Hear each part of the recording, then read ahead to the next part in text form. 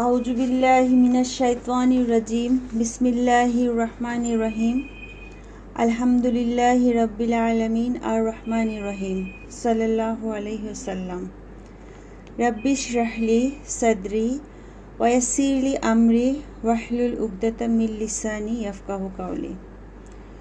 সম্মানিত উপস্থিতি, সবাইকে আসসালামু আলাইকুম ওয়া রাহমাতুল্লাহি ওয়া বারাকাতুহু। মহান আল্লাহর অশেষ কৃপা আপনাদের সাথে আবার বসার সুযোগ হয়েছে, এজন্য আল্লাহর দরবারে শুকরিয়া জ্ঞাপন করছি। শুকর আলহামদুলিল্লাহ। আজকে আমাদের আলোচনার যে বিষয়বস্তু ঠিক করেছি সেটা হচ্ছে নামাজ জীবন সমস্যার সমাধান, পবিত্র কোরআন এবং হাদিসের আলোকে আলোচনা। তো নামাজ নিয়ে কথা আসলে আমরা সবাই কম বেশি জানি, তা আজকে একটু নতুন করে আর একটু আমরা জানার চেষ্টা করব। স্পিকার মনে অন করা কারো, স্পিকারটা অফ করলে ভালো হয়।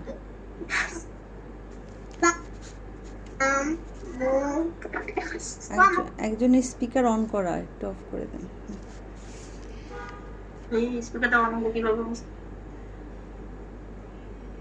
মনোবিজ্ঞানীরা আমাদের বলেন যে আমাদের মন পুরোপুরিভাবে আমাদের নিয়ন্ত্রণের বাইরে। বারবার পর মিউট হয়ে যাচ্ছে কেন? আনমিউট হচ্ছে। এই যে আমি তো ওই করতে পারছি না, মিউট করছি রঙে রঙে আবার আনমিউট হচ্ছে। প্লিজ আপনি বাচ্চা হাতে আছে জানি না, মিউট থাকে না। ঠিক আছে, ভালো করে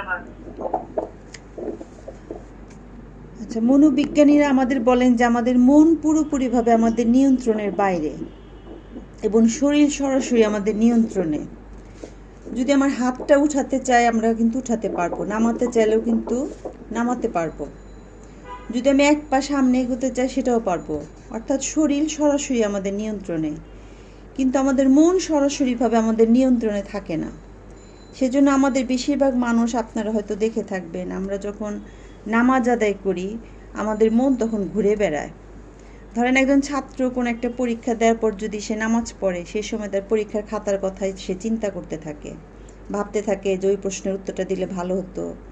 আবার ব্যবসায়ী যখন নামাজ আদায় করে সে চিন্তা করতে থাকে আজকে কত টাকা লাভ করলাম। বা একজন গৃহিণী যখন নামাজ আদায় করে সে ভাববে যে আজকে কী রান্না করা যায়। এটা খুবই স্বাভাবিক যে নামাজের সময় আমাদের মনটা আসলে ঘুরে বেড়ায়। এখানে এটা আমাদের সবারই হয়, এটা কম বেশি। তাহলে আমাদের এই মনটা ঘুরে বেড়ায় কেন? এর কারণ হচ্ছে যে আমাদের মন খালি, এবং এই মন খালি আসলে থাকতে পারে না, সেজন্য মন ঘুরে বেড়ায়। এবং বেশিরভাগ মুসলিম নামাজে যেগুলো আমরা তেলাওয়াত করি সেগুলো জানেন, যেমন সূরা ফাতিহা, পবিত্র কোরআনের আরও কিছু আয়াত, পবিত্র কোরআনের কয়েকটি ছোট ছোট সূরা, এগুলো আমরা নামাজে তেলাওয়াত করি।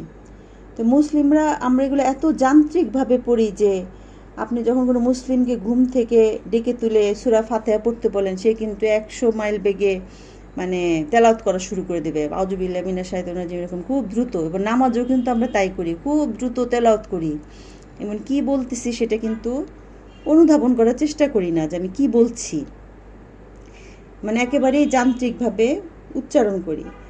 এই বুঝে না পড়ার কারণেই কিন্তু মনটা আরও বেশি আমাদের ঘুরে বেড়ায়। তা আমরা যদি একটু মনোযোগ দিয়ে পড়ি, সূরা তেলাওয়াত করার সময়, তখন কিন্তু আমাদের মনটা সে জায়গায় ব্যস্ত থাকবে সেটা অর্থ বোঝার জন্য। আমি কি বলছি আল্লাহর সাথে আমি কি কথা বলছি, সেটা যদি আমরা অনুধাবন করার চেষ্টা করি, তাহলে কিন্তু আমাদের নামাজে আর মন অতটা ঘোরাঘুরি করবে না।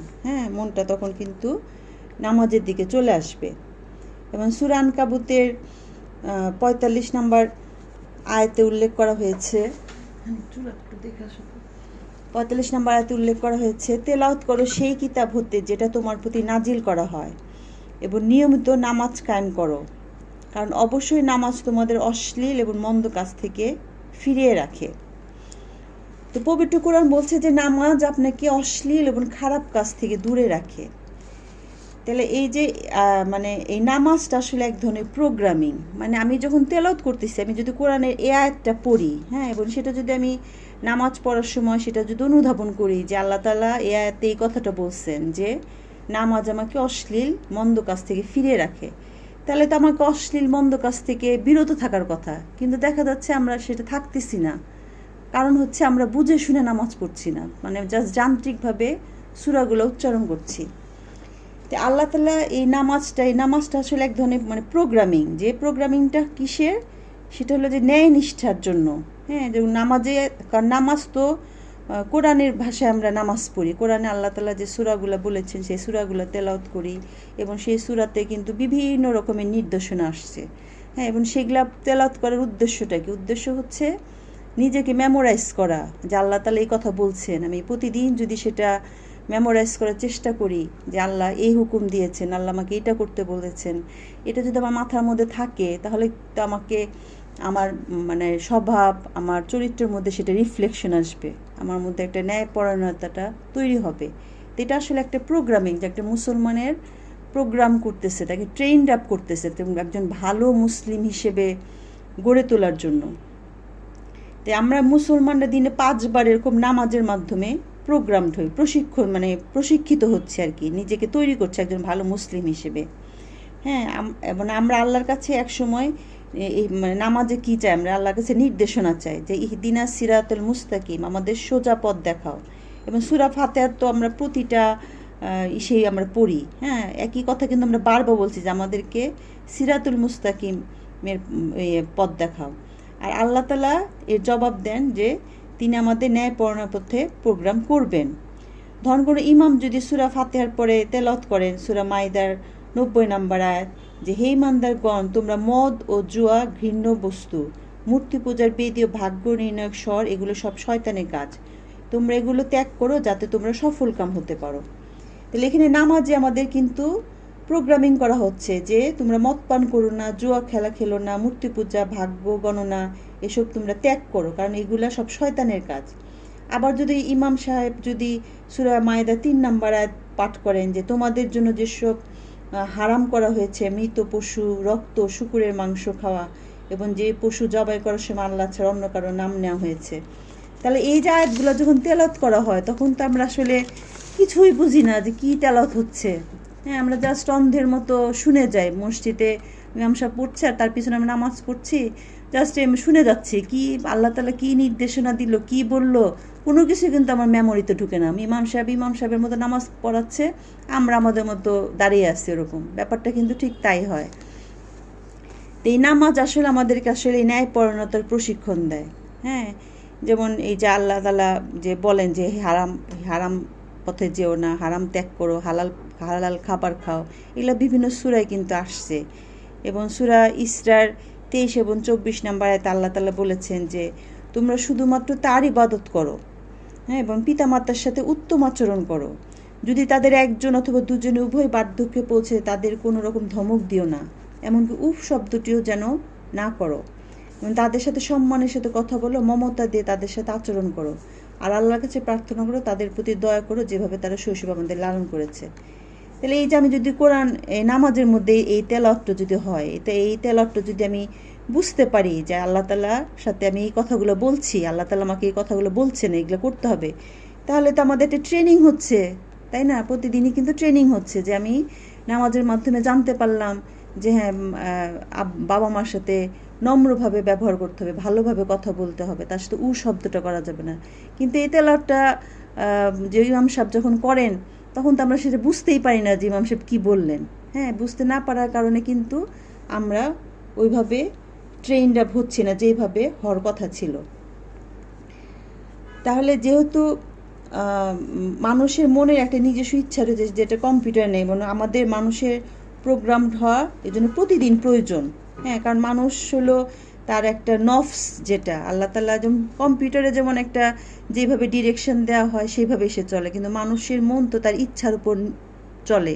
সেজন্য মানুষকে প্রতিদিন তাকে একটা নিয়মের মধ্যে রাখতে হবে, একটা নিয়মের মধ্যে সে যদি না থাকে তাহলে কিন্তু মানুষ আস্তে আস্তে শয়তানের ইসে পড়ে যায়। হ্যাঁ, এই জন্যই কিন্তু আমাদের প্রতিদিন আল্লাহর কাছে এভাবে হাজিরা দিতে হয় নামাজের মাধ্যমে, কারণ আমাদের চারপাশে প্রত্যেক দিন অনেক খারাপ জিনিসের সাথে আমরা থাকি। হ্যাঁ, যেমন মেয়েদের উত্ত্যক্ত করা, ঘুষ, প্রতারণা, চুরি, মাদকাসক্তি, উৎপীড়ন করা ইত্যাদি আজে বাজে পরিবেশ, চারদিকের পরিবেশ কিন্তু আমাদের বেশিরভাগটাই কিন্তু খারাপ থাকে।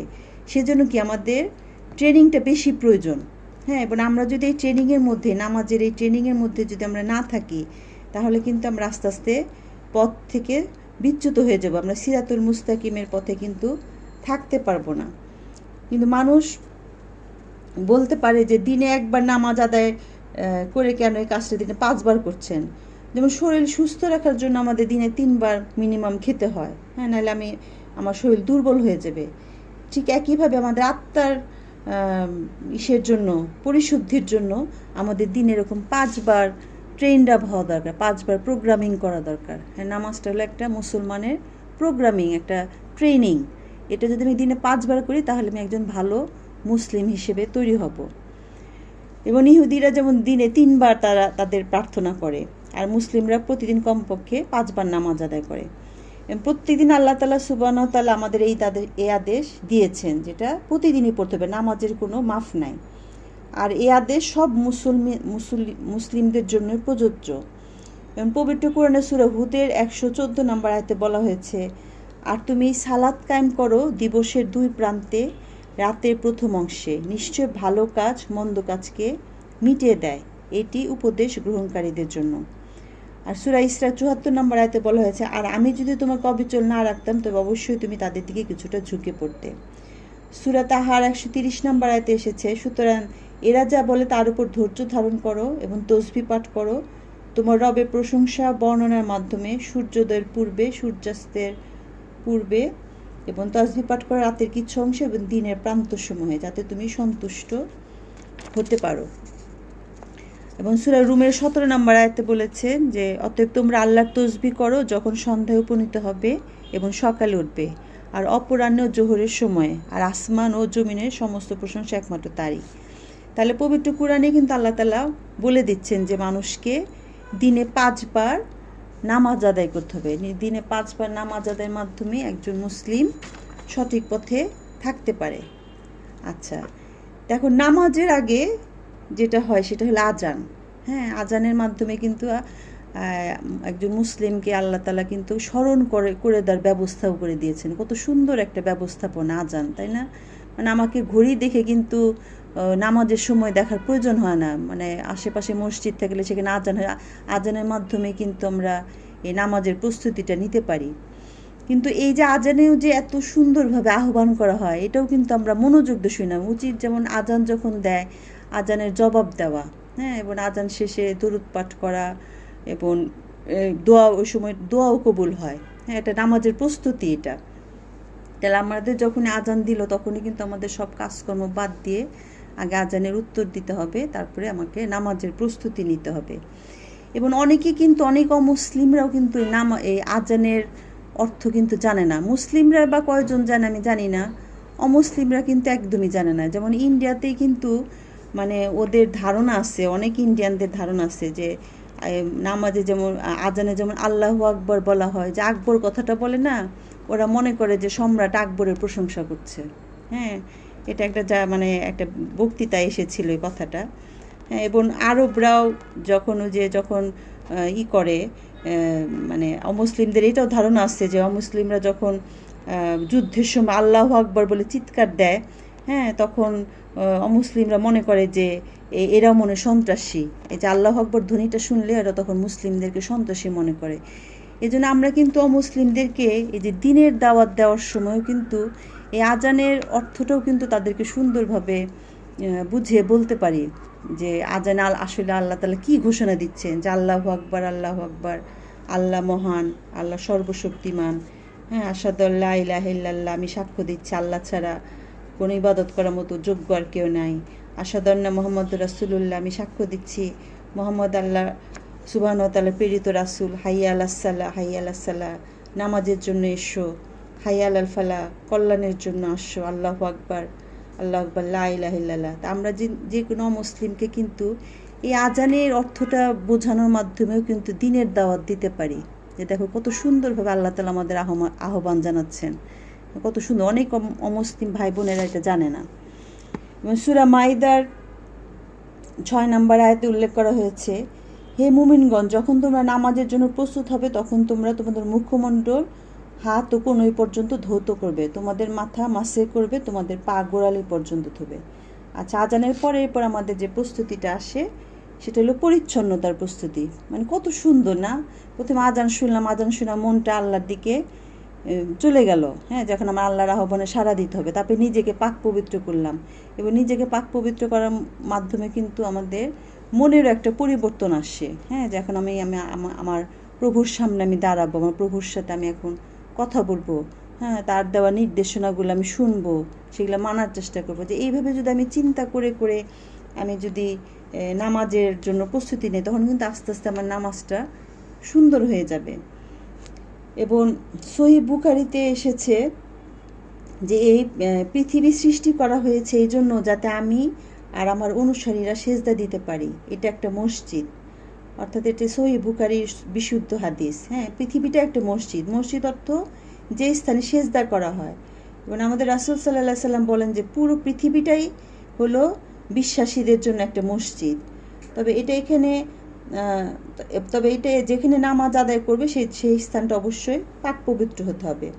এবং সহিহ বুখারীতে আরও এসেছে যে সাহাবীরা যখন নামাজে দাঁড়াতেন, একজনের কাঁধ আরেকজনের কাঁধের সাথে লেগে থাকতো, এবং একজনের পা তার পাশের জনের পায়ের সাথে লেগে থাকতো।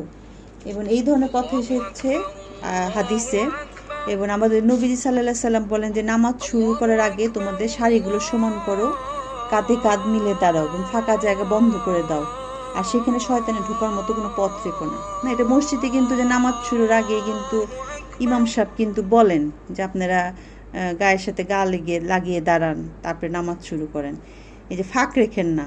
তো এই ফাঁকটা আসলে কিসের ফাঁক? ফাঁকটা হচ্ছে নবীজি সাল্লাল্লাহু আলাইহি সাল্লাম এখানে যে বলেছেন যে এটা আসলে জাতিগত বিদ্বেষ বা বর্ণবাদ। অর্থাৎ আমি যখন নামাজে দাঁড়াবো, আমি ধনী না গরিব, আমি ফকির না মিসকিন, আমি সাদা না কালো, তখন এটার কোনো ম্যাটার করবে না। আমরা কাঁধে কাঁধ মিলে একসাথে নামাজে দাঁড়াবো। আসলে এই শিক্ষাটাই আসলে আল্লাহ তাআলা নামাজের মাধ্যমে দেন, যে তোমরা এরকম আলাদা আলাদা হইও না, একেবারে মিলেমিশে একসাথে থাকো। হ্যাঁ, এই শিক্ষাটার জন্যই কিন্তু নামাজ এভাবে দাঁড়ানোর নির্দেশনা এসেছে। পবিত্র কোরআন বলছে সূরা বাকারার 238 নম্বর আয়াতে যে তোমরা যখন নামাজে আল্লাহকে মনে করবে, তোমরা আল্লাহর উদ্দেশ্যে বিনীতভাবে দাঁড়াবে।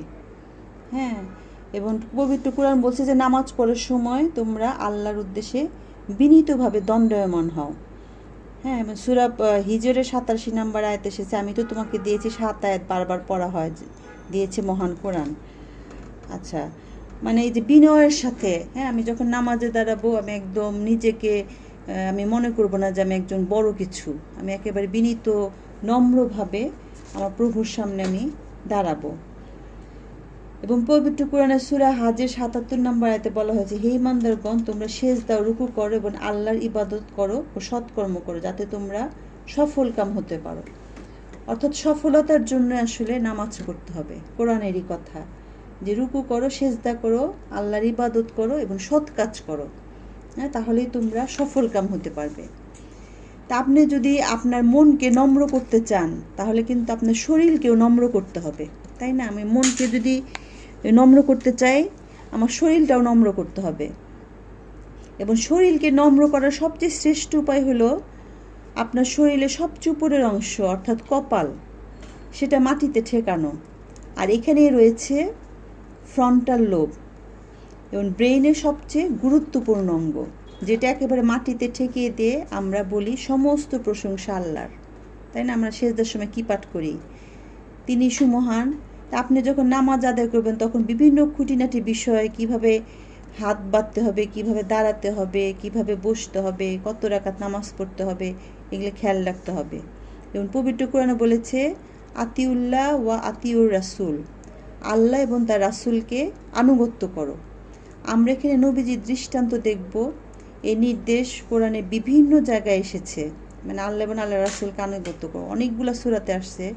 সূরা ইমরানের 32 নম্বর আয়াতে এসেছে, সূরা নিসার 59 নম্বর আয়াতে এসেছে, সূরা মাইদার 92 নম্বর আয়াতে, এরকম আর অসংখ্য আয়াতে আসছে এটা। এবং সহিহ বুখারীতে রাসূলুল্লাহ সাল্লাল্লাহু আলাইহি ওয়াসাল্লাম বলেছেন যে ইবাদত করো যেভাবে আমাকে ইবাদত করতে দেখেছো। তাহলে খুঁটিনাটি বিষয়গুলো আমরা সহিহ হাদিস থেকে জানতে পারবো যে কীভাবে আমরা সুন্দরভাবে নামাজ পড়তে পারি, আমাদের নামাজটাকে আমরা কীভাবে সুন্দর করতে পারি, এটা আমাদেরকে হাদিস থেকে শিক্ষা গ্রহণ করতে হবে। নামাজ হলো ইসলাম ধর্মে ঈমান তথা বিশ্বাসের সবচাইতে গুরুত্বপূর্ণ অংশ, সবচাইতে গুরুত্বপূর্ণ। এবং পবিত্র কোরআনের সূরা জারিয়াতের 56 নম্বর আয়াতে বলা হয়েছে, আমি জিন এবং মানুষকে সৃষ্টি করেছি যে তারা আমার ইবাদত করবে। আরবিতে ইবাদত শব্দটা হচ্ছে আব্দ থেকে, হ্যাঁ, যার অর্থ হলো দাস বা ভৃত্য। আর প্রত্যেক ভৃত্যরই উচিত হবে তার প্রভুর আনুগত্য করা। এবং পৃথিবীর প্রত্যেক মানুষই আল্লাহ সুবহানাহু ওয়া তাআলার ভৃত্য, আল্লাহর দাস। এবং পৃথিবীর সকল মানুষের কর্তব্য হচ্ছে আল্লাহ তাআলার আনুগত্য করা। আর যখনই আপনি আল্লাহ সুবহানাহু ওয়া তাআলার নির্দেশ মেনে চলবেন, তখন আপনি কিন্তু ইবাদত করছেন, আল্লাহর উপাসনা করছেন। আর যদি আল্লাহ সুবহানাহু ওয়া তাআলা যেগুলো করতে বারণ করেছেন সেই কাজগুলো করা থেকে যে বিরত থাকেন, সেটাও কিন্তু ইবাদতের মধ্যে গণ্য হবে। হ্যাঁ, অর্থাৎ আল্লাহর হুকুম মেনে চলাটাই হচ্ছে ইবাদত। এবং আল্লাহ তাআলা মানুষকে সৃষ্টি করেছেন তার ইবাদত করার জন্য।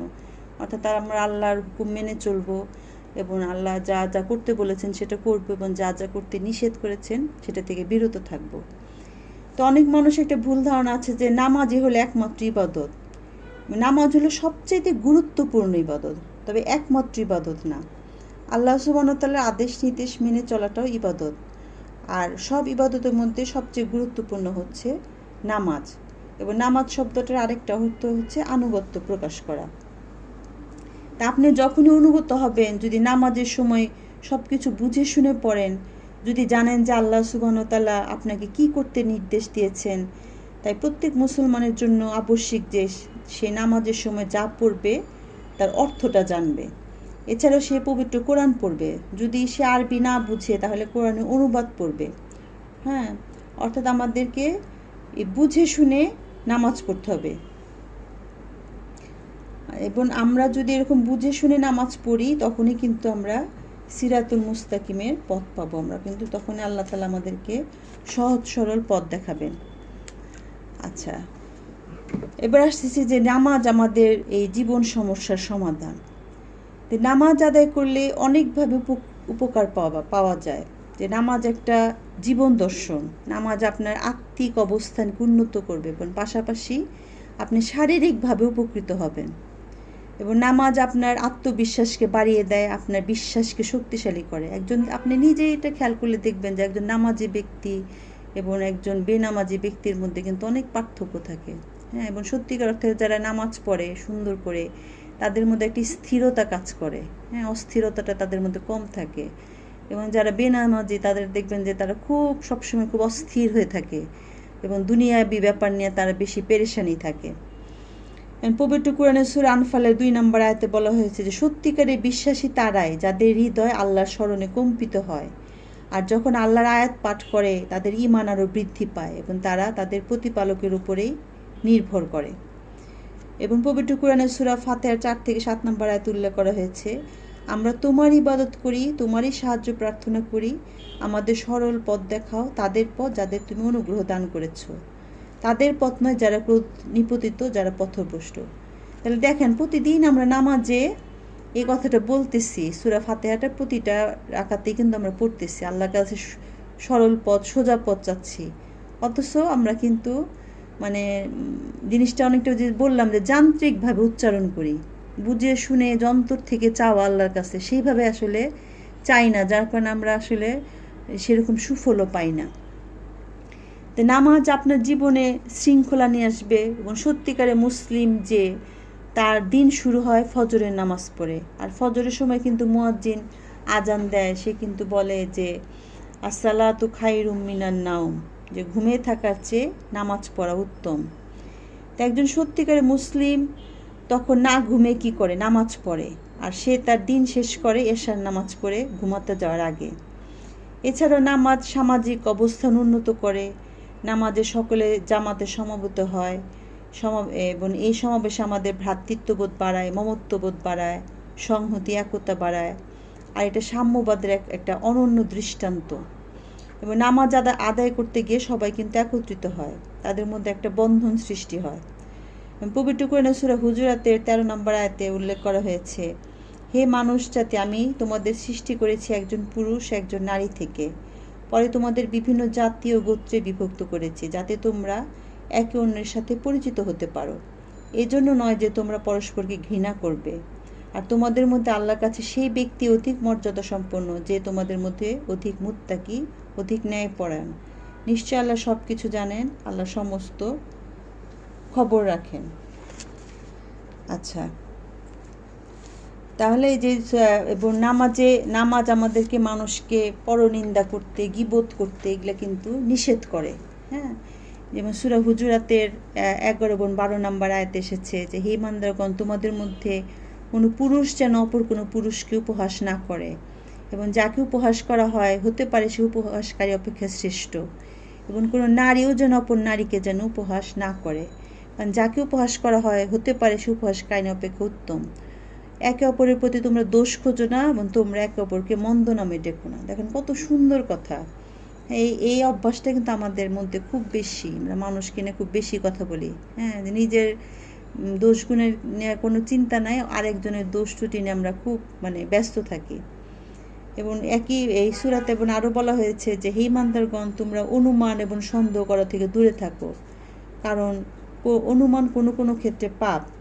একে অপরের গোপনীয় বিষয় খুঁজে বের করো না, এবং একে অপরের পিছনে নিন্দা করো না। তোমাদের মধ্যে কেউ কেউ মৃত ভাইয়ের গোস্ত খেতে চাইবে, নিশ্চয় তোমরা তা খেতে পছন্দ করবো না। যেমন আমরা জানি যে গীবত করা একটা বড় ধরনের কবিরা গুনাহ, বলা হয়েছে মৃত ভাইয়ের গোস্ত খাওয়ার সমান অপরাধ। এটা জানার পরেও আমরা গীবত করি। হ্যাঁ, দুই একজন একত্রিত হলেই কিন্তু আমরা দেখা যায় এর নামে নানান কথা বলে বেড়াই। তাহলে আমাদের এসব থেকে বিরত থাকতে হবে। এবং সূরা আনকাবুতের 45 নম্বর আয়াতে উল্লেখ করা হয়েছে, তুমি তেলাওয়াত করো সেই কিতাব হতে যা তোমার প্রতি নাজিল করা হয়, এবং নামাজ কায়েম করো, কারণ নিশ্চয়ই নামাজ তোমাকে অশ্লীল এবং মন্দ কাজ থেকে বিরত রাখে। তাহলে নামাজ আমাদের সত্যবাদী হতে শিখায়। হ্যাঁ, সূরা বাকারায় এসেছে এটা 42-43 নম্বর আয়াতে, যে তোমরা সত্যকে মিথ্যার সাথে পরিবর্তন করো না, এবং জেনে শুনে সত্য গোপন করো না। আর তোমরা সালাত কায়েম করো, জাকাত প্রদান করো, এবং রুকুকারীদের সাথে রুকু করো। তাহলে আবার নামাজ আমাদের কি শেখাচ্ছে, যে তোমরা অন্যের সম্পদ অন্যায়ভাবে ভক্ষণ করো না, মানুষের ধন সম্পত্তি অন্যায়ভাবে দখল করো না। এটাও সূরা বাকারার 188 নম্বর আয়াতে এসেছে। তাহলে এই যে কোরআনের কথাগুলাই কিন্তু আমরা নামাজে আমরা পড়ছি, নামাজে পড়ার পরেও কিন্তু আমাদের মধ্যে কোনো পরিবর্তন আসে না। কারণ একটাই, ওই যে আমরা বুঝে শুনে পড়ি না। হ্যাঁ, বুঝে শুনে কি বলছি সেটা জানি না। হ্যাঁ, এটা না জানার কারণেই কিন্তু আমাদের কোনো পরিবর্তন আসছে না।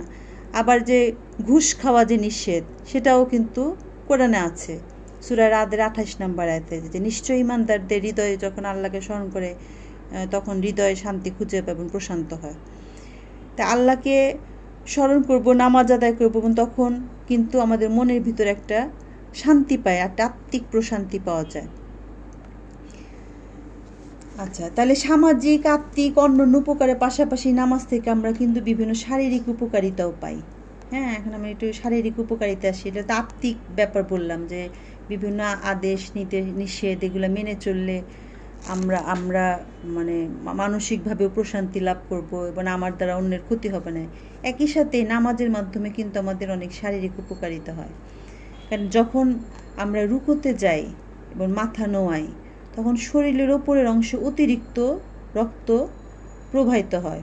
হ্যাঁ, যখন মাথা নিচু করলাম তখন শরীরের উপর অংশে আমরা যখন দাঁড়িয়ে থাকি ব্লাড তো নিচের দিকে প্রবাহিত হয়। নামাজের মধ্যে কি করতেছি, রুকু দিচ্ছি, তখন রক্তটা উপরের দিকে গেল, এবং যখন আমি সেজদায় চলে যাই তখনও কিন্তু রক্তটা একদম ব্রেনে চলে যাচ্ছে। এবং মেরুদণ্ডটাও নমনীয় হয়, মেরুদণ্ডের বিভিন্ন নার্ভ শক্তিশালী হয়, মেরুদণ্ড বা পিঠের ব্যথা দূর হয়, এতে করে পেট ফাঁপা জাতীয় সমস্যাগুলোও দূর হয়। এরপরে যখন উঠে দাঁড়াই, রুকুর পর আমরা যখন দাঁড়াই, শরীরের উপর অংশে যেটুকু রক্ত প্রবেশ করেছে সেটার প্রবাহ তখন স্বাভাবিক হয়, এবং শরীরও তখন শান্তি পায়। এই যে বারবার উঠানামা করার কারণে এই যে ব্লাড সার্কুলেশনের যে চলাফেরা, এটার কারণে কিন্তু আমার বডির একটা উপকারিতা আসে। আচ্ছা, আমরা একটু বিরতি নিচ্ছি, আজান দিচ্ছে। হ্যাঁ,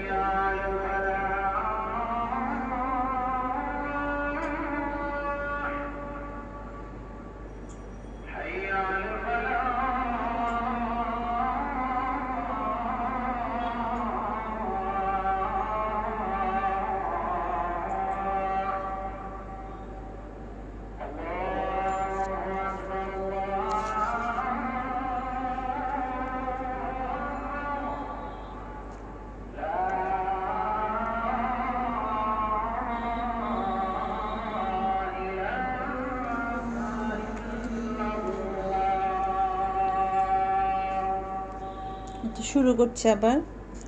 আচ্ছা, বলা হয় যে নামাজের সবচাইতে শ্রেষ্ঠ অংশ হলো সেজদা, এবং বলা হয় যে সেজদাই হলো মানুষের দোয়া কবুল বেশি হয়। এর কারণটা কি? কারণ সেজদার মধ্যে সবচাইতে বেশি উপকারিতা আছে। হ্যাঁ, যখন সেজদা দেই তখন কপাল মাটিতে ঠেকাই, এবং এটা নামাজের সবচেয়ে শ্রেষ্ঠ অংশ। এবং প্রত্যেক দিন মানুষের শরীর তার চারপাশের বিভিন্ন ইলেকট্রোস্ট্যাটিক চার্জের সংস্পর্শে আসে, এবং এই চার্জ মানুষের নার্ভাস সিস্টেমে গিয়ে পৌঁছায় এবং জমা হয়, এবং অতিরিক্ত ইলেকট্রোস্ট্যাটিক চার্জ শরীর থেকে বের করে দেওয়া দরকার। তা না হলে আপনার মাথা ব্যথা, পিঠে ব্যথা, মাংসপেশিতে টান এসব সমস্যা হবে। এবং এসব সমস্যা থেকে রেহাই পেতে হলে আমরা ট্রাঙ্কুলাইজার আর বিভিন্ন প্রকারের ওষুধ সেবন করি, এবং এ অতিরিক্ত ইলেকট্রোস্ট্যাটিক চার্জ আমাদের শরীর থেকে বের করে দেওয়া প্রয়োজন। যেমন ধরেন এমন কোনো যন্ত্র যেখানে প্রচুর বিদ্যুৎ প্রয়োজন হয়, সেখানে সাধারণত দেখা যায় একটা 3 পিন প্লাগ আছে, এবং তৃতীয় পিন আর তৃতীয় তারটা মাটিতে চলে যায়, এটাকে আর্থিং বলে। এবং একইভাবে আমরা যখন সেজদায় যাই আমাদের কপাল মাটিতে ঠেকায়, এবং শরীরের সবচেয়ে শ্রেষ্ঠ অংশ হলো ব্রেইন, আর ব্রেইনের শ্রেষ্ঠ অংশ হচ্ছে ফ্রন্টাল লোব। নামাজের সেজদায় মাটিতে ঠেকানো হয়, এবং এই সময় অতিরিক্ত যে ইলেকট্রোস্ট্যাটিক চার্জ সেটা তখন মাটিতে চলে যায়। তার মানে এই নয় যে সব সময় কপালের নিচে হাত রাখলে আপনি ইলেকট্রিক শক খাবেন। এবং ব্রেইনের যে অংশটা চিন্তা করে সেটা মাথার উপরে থাকে না, সেটা থাকে ফ্রন্টাল লোবে। দেখেন নামাজের মাধ্যমে এটা কত বড় একটা উপকার হচ্ছে, যে আমাদের বডির যে চার্জগুলো জমা হয় সেটা মুহূর্তের মধ্যে মাটিতে চলে যায়, এবং ওটা যখন আমার বডিতে থাকে তখন আমার নানান রকমের সমস্যা হয়, পিঠে ব্যথা, ঘাড়ে ব্যথা, পিঠ টান, মেরুদণ্ড সোজা করতে পারতেছেন, অনেক রকমের সমস্যা তৈরি হয়। তাই নামাজ দেখেন আপনাকে শারীরিকভাবে কতটা সুস্থ করে দিচ্ছে, দিনে 5 বার এরকম করার মাধ্যমে। সেজন্যই আমরা নামাজের মধ্যে সেজদা করি। যখন আমরা সেজদায় যাই তখন আমাদের ব্রেইন অতিরিক্ত কি হয়, রক্ত প্রবাহিত হয়, এতে আমাদের ব্রেইনের কর্মক্ষমতা বৃদ্ধি পায়। আমরা তো সারাক্ষণ দাঁড়িয়ে থাকি, রক্ত তো যায় না, একমাত্র নামাজ পড়লেই, সেজদা দিলেই মাথার ভিতরে রক্ত ঢুকে, তখন আমাদের ব্রেনটা সচল হয়ে যায়। এবং সেজদায় আমাদের মুখের চামড়ায়, ঘাড়ে অতিরিক্ত রক্ত প্রবাহিত হয়, এতে আমাদের মুখমণ্ডলে রক্ত প্রবাহ মাত্রা বেড়ে যায়। এটা শীতকাল আমাদের জন্য খুবই উপকারী। দেখবেন যে যারা নিয়মিত সুন্দরভাবে নামাজ পড়ে তাদের চেহারার মধ্যে একটা খুব সুন্দর একটা লাবণ্যতা থাকে, ওই যে ব্লাড সার্কুলেশন হওয়ার কারণে। তো বিভিন্ন অসুখ থেকে আমরা বাঁচতে পারি, যেমন ফাইব্রোসাইটিস, চিলড্রেন। এবং যখন সেজদা করি তখন প্যারানেজাল সাইনাসের ড্রেনেজ তৈরি হয়, এতে করে সাইনোসাইটিসের সম্ভাবনা কমে যায়, যেটা হলো সাইনাসের প্রদাহ। এবং ম্যাক্সিলারি সাইনাস আর ড্রেনেজ থাকে শরীরের উপরের অংশে। এবং আমরা সারাদিন সোজা দাঁড়িয়ে থাকি বলে চলাচল হয় না, সেজন্য যখন সেজদায় যাই তখন সেটা সচল হয়। তাহলে এই দেখেন কত উপকারিতা, মানে নামাজের মাধ্যমে আমাদের অটোমেটিক একটা প্রাকৃতিক চিকিৎসা হয়ে যেতে, যাদের সাইনোসাইটিসের প্রবলেম সেটাও কিন্তু নিরাময় হয়ে যায় এই নামাজ ঠিকমতো নামাজ পড়ার কারণে। এছাড়া যারা ব্রঙ্কাইটিস রোগে ভুগছেন সেজদায় তাদেরও প্রাকৃতিক চিকিৎসা আছে। আচ্ছা, ব্রঙ্কিল ট্রি দিয়ে রস নিঃসৃত হয় এবং সেজদার কারণে ব্রঙ্কিল ট্রিতে রস জমা হয়ে থাকতে পারে না। এতে করে বিভিন্ন পালমোনারি অসুখের চিকিৎসা হয়ে যায়, যেখানে আমাদের শরীরে রস জমা হয়। এবং আমাদের শরীরে রস ছাড়াও ধুলাবালি, রোগ জীবাণু জমা হতে পারে এবং সেজদার মাধ্যমে এই রোগেও উপকার পাওয়া যায়। এবং আমরা নিঃশ্বাসে আমাদের ফুসফুসে মাত্র 2/3 ব্যবহার করি। হ্যাঁ, আমরা যখন নিঃশ্বাস নিই আমাদের ফুসফুসের 2/3 ব্যবহৃত হয়, আর বাকি 1/3 ফুসফুসে বাতাস থেকে যায়। ওই যে সারাদিন যে শ্বাস প্রশ্বাস নিতেছি, ফুসফুসের 2/3 ইউজ হচ্ছে এবং 1/3 বাতাস থেকে যায়, আর মাত্র 2/3 তাজা বাতাস আমাদের ফুসফুসে ঢোকে আর বের হয়। আর বাকি এই যে 1/3 স্থির বাতাস, সেটাকে বেসিডুয়াল বাতাস বলে। এবং আমরা যখন সেজদা করি তখন আমাদের তলপেটে চাপ পড়ে এবং আমাদের ফুসফুসের নিচের অংশে সেই বেসিডুয়াল বাতাসটা তখন বের হয়ে যায়। তখন তাজা বাতাস ফুসফুসে ঢুকে, এতে করে আমাদের ফুসফুস স্বাস্থ্যবান হয়। আর যখন সেজদা করি তখন যেহেতু অভিকর্ষ বল কমে যায়, তলপেটের অঙ্গ প্রত্যঙ্গ রক্ত চলাচলও বৃদ্ধি পায়। দেখেন, উপকারের শেষ নাই, মানে কত উপকার বলবো, যে ফুসফুস সেটাকেও সচল হয় এই সেজদা করার কারণে। পেটের মধ্যে চাপ পড়ে আর ওই বাতাসটা বের হয়ে যায়, আপনার ফুসফুস তখন ভালো থাকবে। এবং তলপেটের বিভিন্ন অঙ্গ প্রত্যঙ্গ ধমনের ভিতরে রক্ত চলাচল বেড়ে যায়। এবং সেজদা এবং রুকুর মাধ্যমে হার্নিয়া, ফিমোরাল ইত্যাদি রোগেরও নিরাময় হয়। এছাড়া সেজদায় নিরাময়যোগ্য একটা অসুখ হলো হোমোরয়েড, যেটাকে সাধারণ মানুষ বলে পাইলস। এই যে যাদের পাইলসের সমস্যা আছে সেটার নিরাময়ও কিন্তু নামাজ। এবং সেজদার মাধ্যমে জরায়ুর স্থানচ্যুতিকে রোধ করা যায়। আমাদের পায়ের সোলিয়াস, গ্যাস্ট্রোনিমেসিস মাসেল, এই মাসেলগুলোকে বলা হয় পেরিফেরাল হার্ট, কারণ এই মাসেলগুলোতে অনেক ধমনী আছে, আর এই ধমনীগুলো দিয়ে শরীরের নিচের অংশে রক্ত প্রবাহিত হয়। আর যখন সেজদা করি তখন আমাদের শরীরের ভর থাকে হাঁটুর উপরে, আমাদের পা নমনীয় থাকে, এতে করে শরীরের নিচের অংশ রিল্যাক্সড হয়। এবং সেজদা গেলে আমাদের হাঁটু তখন মাটি স্পর্শ করে, হাত এবং কপালও মাটি স্পর্শ করে। এবং এই পদ্ধতিতে সার্ভাইকাল স্পাইনের নানান অসুখের নিরাময় হয়। অর্থাৎ বহুবিধ অসুখের নিরাময় হয় সহি শুদ্ধভাবে নামাজ আদায়ের মাধ্যমে, ঠিক মতো রুকু সেজদার মাধ্যমে। এবং কোরআনে কিন্তু এটা বারবার বলা আছে, তোমরা ঠিক মতো রুকু করো, ঠিক মতো সেজদা করো। আল্লাহ তাআলা কিন্তু বারবার ঘোষণা দিচ্ছেন, একদম সুন্দর করে, ঠিক যেভাবে আল্লাহ রাসূল সাল্লাল্লাহু আলাইহি সাল্লাম নামাজ পড়েছেন ঠিক সেভাবে নামাজ পড়ো, তাহলেই কিন্তু আমি উপকারিতাগুলো পাবো। এবং সেজদার মাধ্যমে ইন্টারভার্টিব্রাল জয়েন্টের উপকার হয়। সেজদার মাধ্যমে বিভিন্ন হৃদরোগের উপকার পাওয়া যায়। এবং সেজদা থেকে উঠে আমরা হাঁটু গেড়ে বসি, এতে শরীরের উপর অংশে যে রক্ত চলে গিয়েছিল সেটাও স্বাভাবিক হয়, শরীরও রিল্যাক্সড হয়ে যায়। হ্যাঁ, আর উরু আর পিঠের ধমনীর মাধ্যমে অতিরিক্ত রক্ত প্রবাহিত হয়, পিঠের মাংসপেশি রিল্যাক্সড হয়। এবং সেজদার মাধ্যমে আমরা কোষ্ঠকাঠিন্য, বদহজম, পেপটিক আলসার, পাকস্থলীর জন্য উপকার পাই। তা আমরা সেজদা থেকে উঠে দাঁড়ালে শরীরের ভর থেকে আমাদের পায়ের বলের ওপর, এতে করে আমাদের পিঠের মাসেল, উরুর মাসেল, হাঁটুর মাসেল, পায়ের মাসেল শক্ত হয়। আর যখন আমরা পড়ি তখন আমরা শারীরিকভাবে উপকৃত হই। তবে শুধু তাহলে দেখেন, এই যে এখন অনেক কিন্তু যে ফিজিওথেরাপিস্টরা, হ্যাঁ, যাদের যে হাঁটু ব্যথা, পায়ে ব্যথা, তারা কিন্তু যে বিভিন্ন ধরনের রকমের যে ব্যায়াম দেয়। হ্যাঁ, এবং এটা একবার আমি আমার লেকচারে বলছিলাম যে এক বিদেশি মানে এরকম একটা ব্যায়াম দিয়েছিল, যে ব্যায়ামটা কিনা একেবারে নামাজের মতো। হ্যাঁ, পুরাই ঠিক নামাজ আমরা যেভাবে পড়ি। তো যখন আমরা তাহলে নামাজ পড়ি, তাহলে দেখেন আপনি কিন্তু শারীরিকভাবে আত্মিক উপকারের সাথে সাথে আপনার শারীরিক উপকারও কিন্তু হচ্ছে।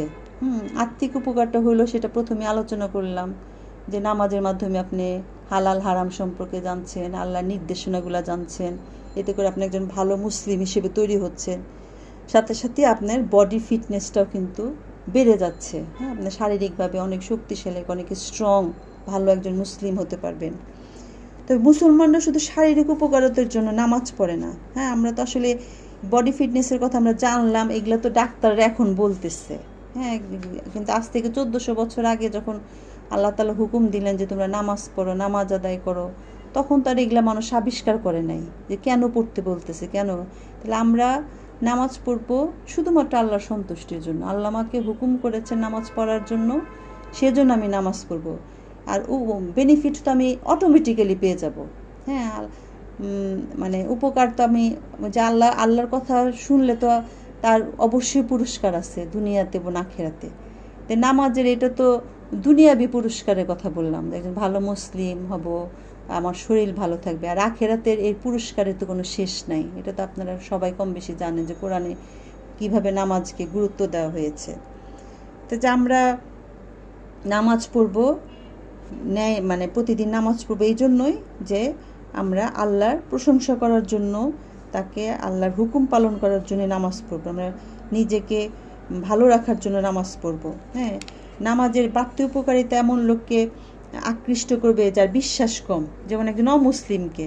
হ্যাঁ, একজন অমুসলিমকে আমি যখন ইসলামের দাওয়াত দিব, তখন যদি আমি তাকে বলি দেখো নামাজের মাধ্যমে এইসব হচ্ছে সেজদাতে এটা, তখন সে খুব দ্রুত আকৃষ্ট হবে, কারণ তার কাছে তো দুনিয়াটা বেশি ইম্পর্টেন্ট। হ্যাঁ, সে দুনিয়াতে কিভাবে ভালো থাকবে, সুস্থ থাকবে, সেটা তার কাছে খুব ইম্পর্টেন্স। কিন্তু এটা যে আল্লাহর হুকুম, তার থেকে বেশি ইম্পর্টেন্স এটা। যে অমুসলিমকে দাওয়াত দেওয়ার জন্য যদি আমি তাকে এসব কথা বলি, তখন কিন্তু খুব সে দ্রুত ইসলামের প্রতি আকৃষ্ট হবে। কিন্তু মুসলমানরা পড়বে শুধুমাত্র আল্লাহ সন্তুষ্টির জন্য, কারণ এটা আল্লাহ তাআলার নির্দেশ, এটাই আমাদের কাজ। এবং কিছু মানুষ আছে যারা হয়তো বলবে যে আমরা কিছু মুসলিমকে দেখি যারা প্রত্যেক দিন 5 ওয়াক্ত নামাজ পড়ে, কিন্তু তারপরেও তারা ঠকায়, তারা সৎ না, তারা ন্যায়পরায়ণ লোক না। তাহলে আপনি কিভাবে বলেন যে নামাজ ন্যায়পরায়ণতার প্রোগ্রামে? হ্যাঁ, এটা তো দেখি যে 5 ওয়াক্ত নামাজ পড়ে কিন্তু মানুষ হিসেবে খুব খারাপ। তা আমরা জানি যে কিছু মুসলিম দৈনিক 5 ওয়াক্ত নামাজ পড়ে, তারপরেও তারা ন্যায়নিষ্ঠ নয়।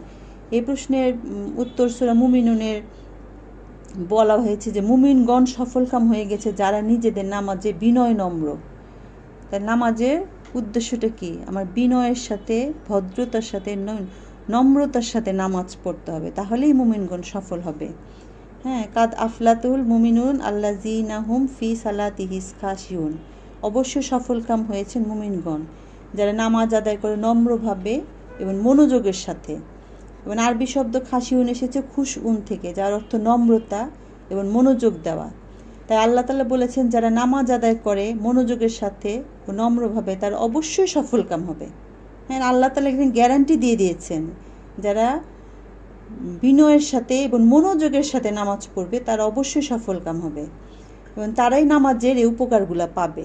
হ্যাঁ, আমি যদি লোক দেখানো নামাজ পড়ি, মানুষকে দেখানোর জন্য মানুষ আমাকে নামাজি বলবে, হ্যাঁ, সেই নামাজের কিন্তু কোনো ফায়দা নেই।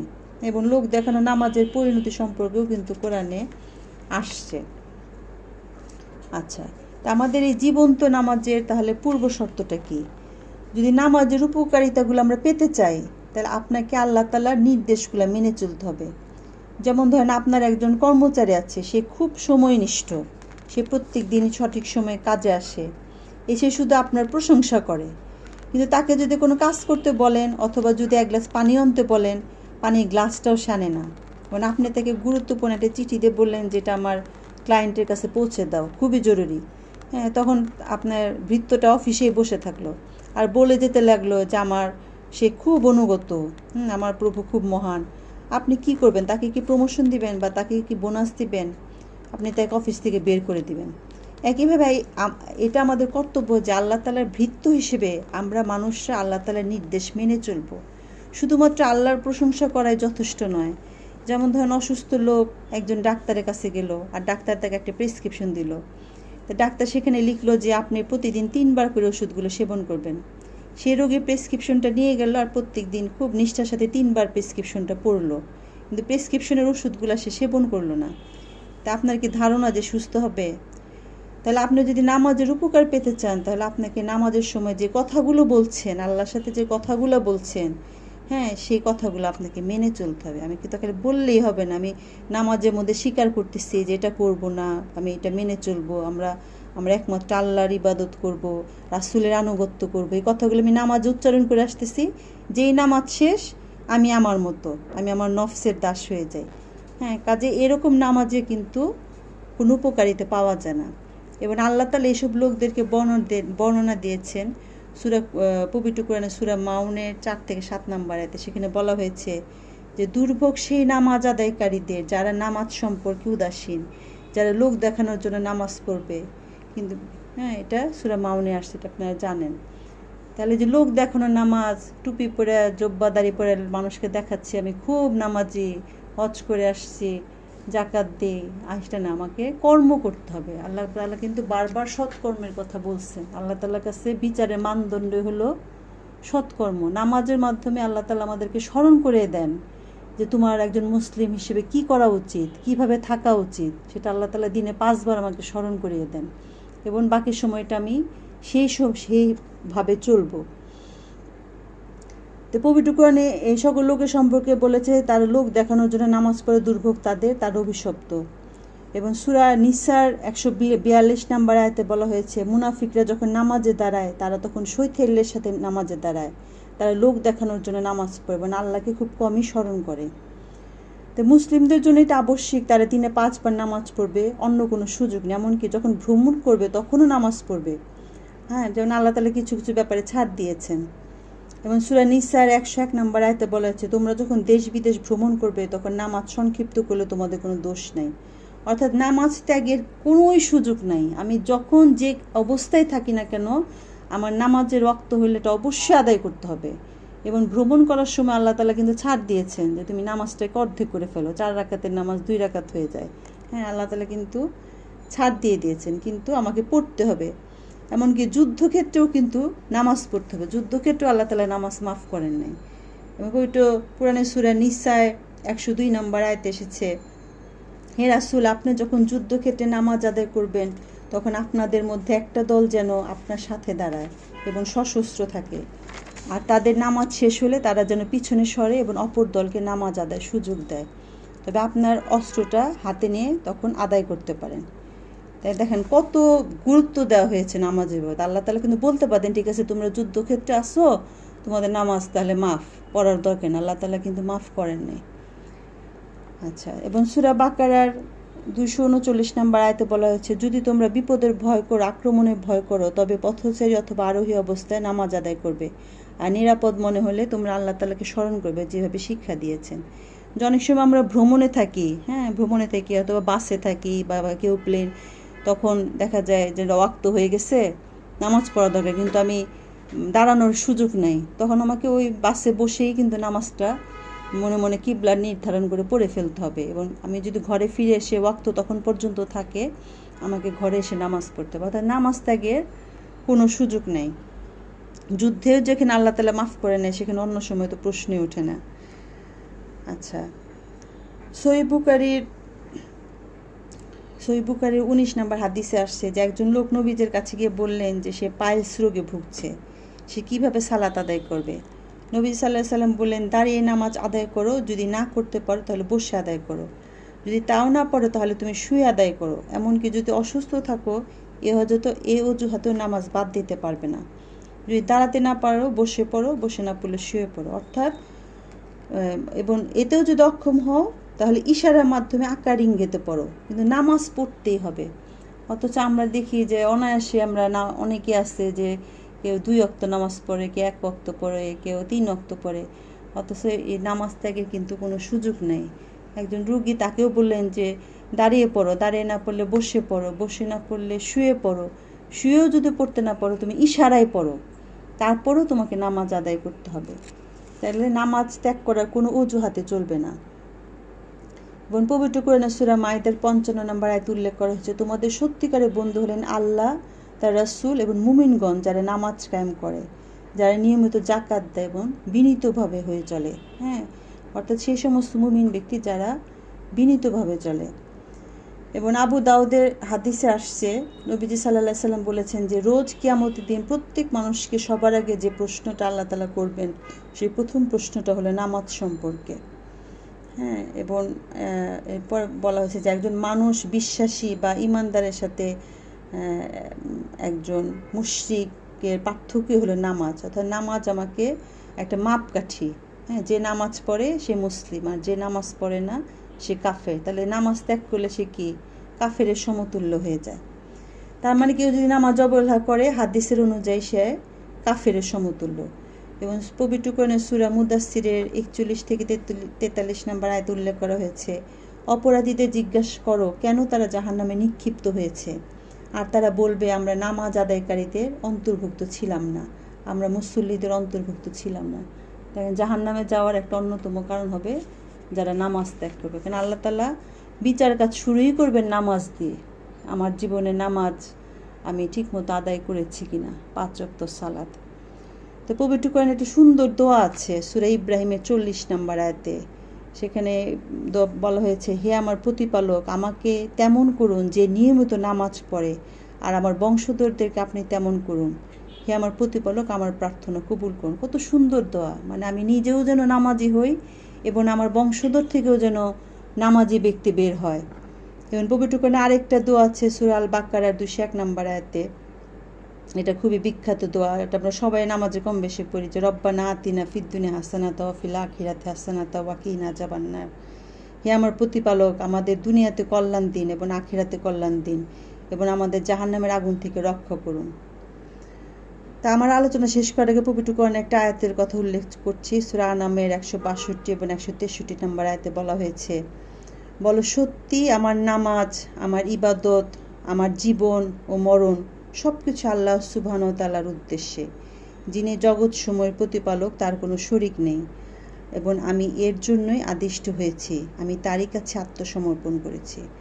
অর্থাৎ আমাকে পরিপূর্ণভাবে ইসলামে প্রবেশ করতে হবে, আল্লাহ এবং আল্লাহ রাসূলের আনুগত্য করতে হবে। কারণ একমাত্র আল্লাহ এবং আল্লাহ রাসূলের আনুগত্য করার মাধ্যমেই কিন্তু প্রকৃত কল্যাণ, প্রকৃত শান্তি, দুনিয়া এবং আখিরাতের কল্যাণ কিন্তু নিহিত। হ্যাঁ, এর কোনো বিকল্প নাই। হ্যাঁ, আপনি নিজেও চিন্তা করে দেখবেন যে আসলে আল্লাহ এবং আল্লাহ রাসূল ছাড়া আসলে আমাদের কোনো উপায় নাই সত্যিকার অর্থে। কাজে আমরা 5 ওয়াক্ত সালাত পড়ব সহি শুদ্ধভাবে। নামাজের যে উপকারিতার কথা বললাম, আমরা সেই উপকারিতার কথা মনে করব না, আমরা আল্লাহর সন্তুষ্টি অর্জনের জন্য এবং আল্লাহর হুকুম পালন করছি, আল্লাহ বলেছেন তাই করব। ওই যে সূরা বাকারায় আসছে যে শুনলাম এবং মানলাম, আল্লাহ বলেছে তাই আমরা মানব। হ্যাঁ, মানলে আমি উপকার এমনিতেই পাবো। তা আল্লাহ তাআলা আমাদের সবাইকে তৌফিক দান করুক, আমরা যেন সবাই সহি শুদ্ধভাবে সুন্দরভাবে নামাজ আদায় করতে পারি। সুবহানা রাব্বিল ইজ্জাতি আম্মা ইয়াসিফুন ওয়া সালামুন আলাল মুরসালিন ওয়ালহামদুলিল্লাহি রাব্বিল আলামিন।